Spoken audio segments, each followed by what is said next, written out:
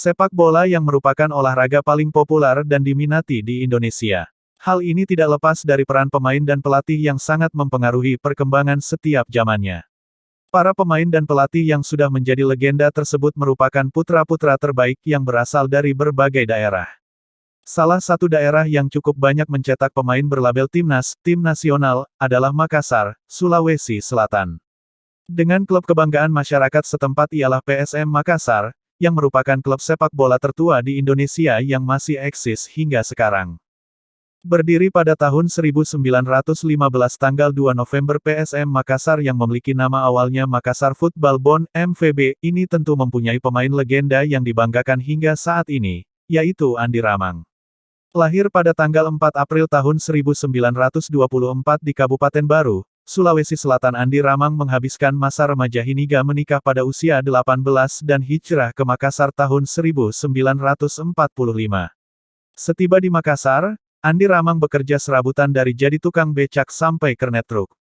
Hal ini untuk menghidupi keluarganya. Karir sepak bola. Pada tahun 1947 Ramang mulai memperkuat PSM Makassar, melalui sebuah klub bernama Persis Persatuan Sepak Bola Induk Sulawesi. Ia ikut kompetisi PSM. Pada sebuah pertandingan, ia mencetak 7 gol dan membuat klubnya menang 9-0. Sejak itulah ia dilamar bergabung dengan PSM Makassar. Di level timnas nama Andi Ramang mencuat pada tahun 1952 yang waktu itu ia dipanggil ke Jakarta untuk seleksi timnas menggantikan seniornya, Sunar Arlen yang berhalangan karena sakit. Pelatih timnas Indonesia kala itu Tony Pogaknik awalnya menempatkan Andi Ramang posisi bek kanan yang merupakan posisi Sunar Arlen, pemain yang ia gantikan. Bermain yang bukan di posisi idealnya, Andi Ramang membuat pelatih Tony Pogaknik tidak terkesan karena postur tubuhnya kecil dan ringkih. Beruntung pada saat itu, salah satu pengurus PSSI, Maladi sedang berada di pinggir lapangan. Dia berbicara meminta kepada pelatih Tony Pogaknik untuk menempatkan posisi Andi Ramang sebagai striker.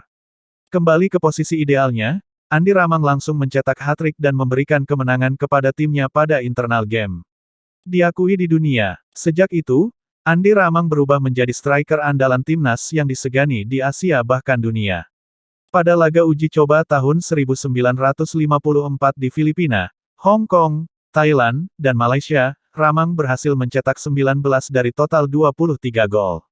2 tahun kemudian, Indonesia berhadapan dengan Uni Soviet pada perempat final Olimpiade Melbourne 1956. Andi Ramang pun berhasil merepotkan Uni Soviet yang kala itu gawangnya dijaga oleh legenda sepak bola dunia, Lev Yashin yang berakhir dengan skor 0-0. Sayangnya, Indonesia akhirnya tersingkir setelah kalah 4-0 pada partai ulang di keesokan harinya. Bersama Andi Ramang pula timnas Indonesia juga hampir tembus ke putaran final Piala Dunia 1958 di Swedia. Hanya tinggal selangkah lagi tim Garuda setelah unggul agregat 5-4 atas China, 3 dari 5 gol diantaranya pun dicetak oleh Andi Ramang. Sayang, langkah tim Garuda terhenti karena menolak bertanding melawan Israel. Pencapaian tersebut sangat cukup untuk FIFA sebagai induk sepak bola tertinggi di dunia untuk mengakui kehebatan Andi Ramang dengan membuat sebuah artikel yang diunggah dalam situs resminya, www.fifa.com, pada tahun 2012, tepat pada tahun peringatan ke-25 wafatnya Andi Ramang. Seperti tertulis dalam judul artikel tersebut, orang Indonesia yang menginspirasi puncak sukses tahun 1950-an Indonesian who inspired, 50s Meridian.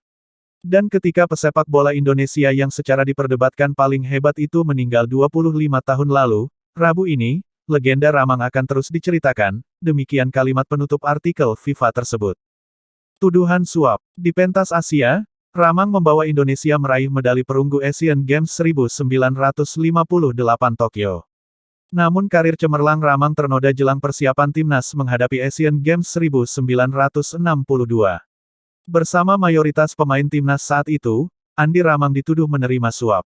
Atas tuduhan tersebut Andi Ramang mundur dari timnas karena merasa tidak pernah menerima suap. Setelah itu Ramang hanya memperkuat PSM Makassar sampai tahun 1967 dan kemudian jadi pelatih di sejumlah daerah selain Makassar yakni Palu dan Blitar. Bahkan sewaktu menjadi pelatih di Palu, ia pernah dihadiahi 1 hektare kebun cengkeh oleh masyarakat Donggala, Palu, karena prestasinya membawa Persipal Palu menjadi satu tim yang disegani di Indonesia. Meski akhirnya ia harus tersingkir perlahan karena tidak punya sertifikat kepelatihan. Disegani lawan dan kawan tapi merasa tidak dihargai. Kong Wei, salah satu rekan Andi Ramang di PSM Makassar pernah bercerita tentang kehebatan pemain berpostur kecil tersebut ketika meraih trofi juara Perserikatan musim tahun 1965 sampai tahun 1966. Saya beruntung masih bisa satu tim dengan Ramang yang saat itu hampir pensiun sebagai pemain, ujar Kong Wei, dikutip dari bola.com. Kong Wei juga menuturkan bahwa Ramang tetap menjadi sosok penting dalam klub PSM meski usianya sudah kepala 4. Karisma Ramang membuat pemain lawan segan. Kami pun bisa bermain lepas dan percaya diri. Bagi saya, Ramang adalah penyerang alami dengan insting gol tinggi, kata Kong Wei.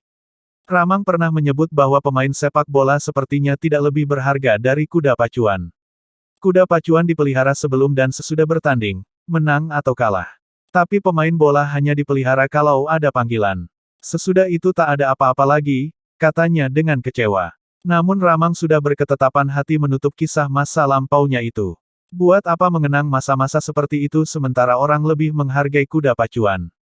Katanya, kekecewaan itu tampaknya begitu berat merundungnya, hingga ia seringkali sengaja sembunyi hanya untuk mengelak wawancara dengan seorang wartawan. Meski banyak dorongan dan tawaran buat menulis biografinya, ia selalu menggelengkan kepala. Dulu katanya, memang pernah ada seseorang yang menerbitkan riwayat hidupnya. Tapi ia sendiri sudah lupa judul buku dan nama penulisnya. Akhir hidup. Pada tahun 1981, sehabis melatih anak-anak, Andi Ramang pulang dengan pakaian basah dan membuatnya sakit. 6 tahun ia menderita sakit di paru-parunya tanpa bisa berobat ke rumah sakit karena kekurangan biaya. Akhirnya tanggal 26 September tahun 1987 di usia 63 tahun pemain berjuluk, Kurcaci Monster, itu meninggal dunia di rumahnya yang sangat sederhana dan dimakamkan di TPU Panaikang. Untuk mengenang jasanya, nama Andi Ramang sampai saat ini masih terpatri di dalam hati warga kota Makassar. Terbukti dengan Andi Ramang diabadikan dalam wujud patung setinggi 170 cm di Pantai Losari. Yang diresmikan pada tanggal 1 Februari tahun 2017. Serta nama Ramang juga menjadi salah satu julukan klub PSM Makassar yakni, Pasukan Ramang, Om.